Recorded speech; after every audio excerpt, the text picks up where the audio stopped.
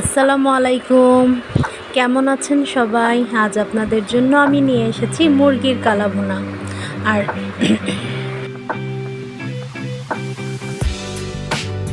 মশলা বানাতে আমার যা যা লাগছে, আমি 5টি এলাচ নিয়ে নিলাম, কিছুটা কাবাব চিলি, কয়েকটা গোলমরিচ, ছোট ধনে, একটা বড় এলাচ, 4টে শুকনো মরিচ আর কাবাব চিলি কয়েকটা। এগুলো আমি সব হালকা ভাজা দিয়ে গুঁড়ো করে নেব। চিকেন কালা ভুনা রান্নার জন্য আমি ভালো করে ধুয়ে 1 কেজি পরিমাণের একটা চিকেন নিয়ে নিয়েছি। এখন চিকেনটাকে আমি ম্যারিনেট করে নেব। ম্যারিনেটের জন্য আমার লাগবে 1/2 টেবিল চামচ হলুদের গুঁড়ো,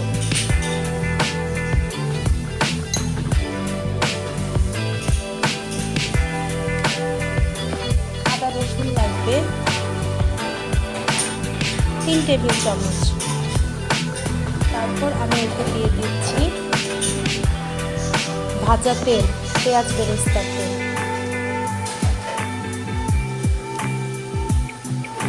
এখন আমি যে মশলাটা রেডি করেছিলাম সেই মশলাটা হাফটা এখনই দিয়ে দেব, মানে বড় চামচে 2 টেবিল চামচ। আমি এতে লাল মরিচের গুঁড়ো দিচ্ছি 2 টেবিল চামচ। এই রান্নাতে লাল মরিচের গুঁড়োটা বেশি পরিমাণ দিলে স্বাদ ভালো হয়। এরপর আমি এই মাংসটাকে ভালো করে মাখিয়ে নেব।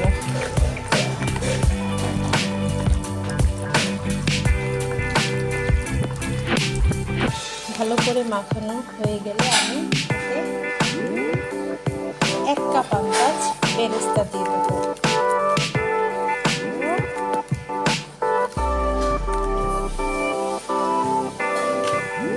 বেরেস্তা দিয়ে আমি আবার মাংসটাকে সুন্দর করে মাখিয়ে আধা ঘন্টা রেস্টে রেখে দেব। আমি এই চিকেনে কোনো লবণ দিইনি, লবণটা আমি পরে দিব, না হয় পানি ছেড়ে দিবে। আমি এখন রান্না শুরু করব। রান্নার জন্য আমি প্রথমে সরিষার তেল নিয়ে নিচ্ছি। কালো ভুনা সরিষার তেল দিয়েই খুব ভালো হয়। প্রথমে আমি এতে দিয়ে দিচ্ছি 3টি তেজপাতা, 3 টুকরো দারচিনি এবং 3টা এলাচ। এটাকে আমি একটু ভেজে এর মধ্যে আমি কুচি করা পেঁয়াজ দিয়ে দিব 1 কাপ পরিমাণ।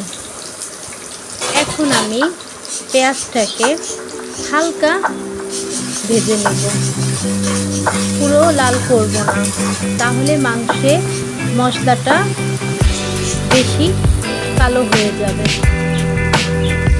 এতে আমি এখন 1 চামচ লবণ দিয়ে দিচ্ছি। লবণ দিয়ে আমি হালকা নেড়ে চেড়ে পেঁয়াজে নরম করে নেব।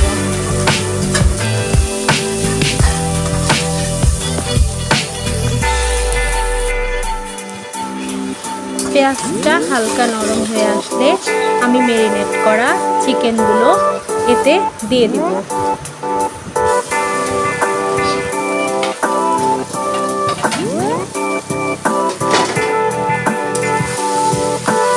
চিকেনগুলো আমি সুন্দর করে তেলের সাথে ভেজে নিচ্ছি। এরপর আমি মাংসটাকে অল্প আছে রান্না করার জন্য রাখবো, কারণ এই মাংসতে আমি কোনো ধরনের পানি অ্যাড করব না। তাই বারবার ঢেকে ঢেকে আমি এই মাংসটাকে রান্না করব। মাংসটা আমি আবার খুলে একটু দেখব যে কতটুকু সেদ্ধ হলো। আমাদের মাংসটা ভালো করে কষানো হয়েছে। এখন আমি এতে 4-5টে কাঁচামরিচ দিয়ে দিচ্ছি। দিয়ে আবার কিছুক্ষণ রান্না করার জন্য ঢেকে দিচ্ছি।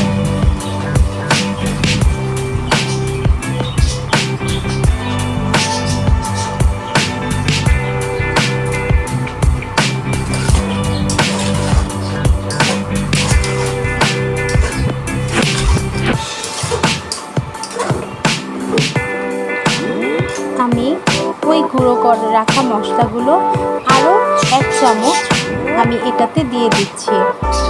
দিয়ে আমি আবার এটাকে ঢেকে রাখবো, কারণ আমার মাংস রান্না করার জন্য বারবার ঢেকে দিলেই সুন্দর গলে যাবে। আবার ঢাকনাটা খুলে দেখি এখন কতটুকু রান্না হলো। অনেকখানি হয়ে এসেছে আমার মুরগির কালো ভুনা। এখন আমি এতে আবার কিছু পরিমাণ পেঁয়াজ বেরেস্তা দিয়ে দিচ্ছি। পেঁয়াজ বেরেস্তা দিব আর 1 চা চামচ সেই বানানো মশলাটাও ছিটিয়ে আমি এটাকে ভালো করে ভাজা ভাজা করে নিচ্ছি।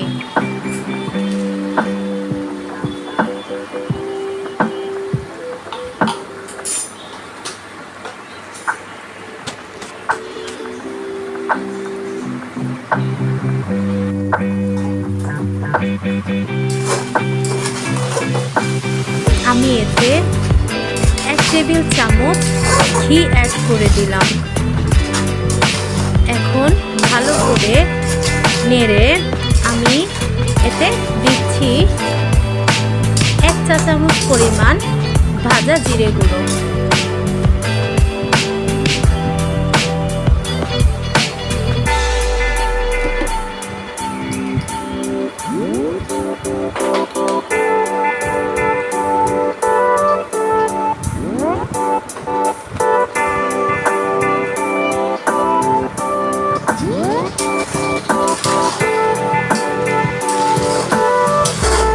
একটু নাড়া দিয়ে আমি আবার মাংসটাকে ঢেকে দিচ্ছি।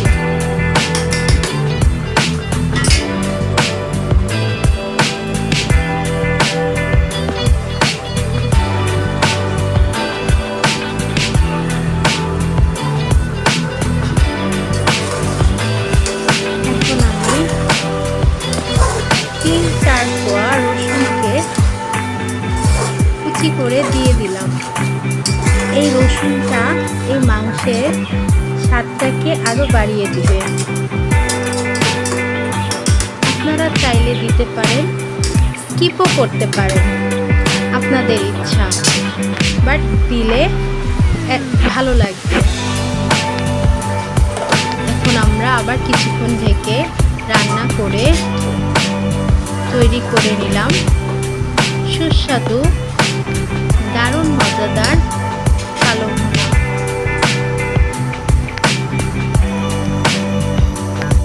হয়ে গেল আমাদের কালো ভুনা রেসিপি। এখন আমরা এই কালো ভুনাটাকে ডেকোরেশনের জন্য বাটিতে নিয়ে নেব।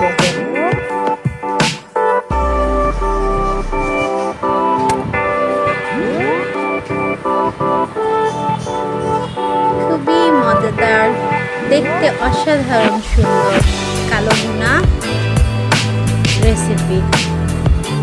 আপনারা বাসায় সবাই বানিয়ে খাবেন আর আমাদের ইউটিউবের সাথে থাকবেন। আজকের জন্য এই পর্যন্তই। আসসালামু আলাইকুম, আল্লাহ হাফেজ।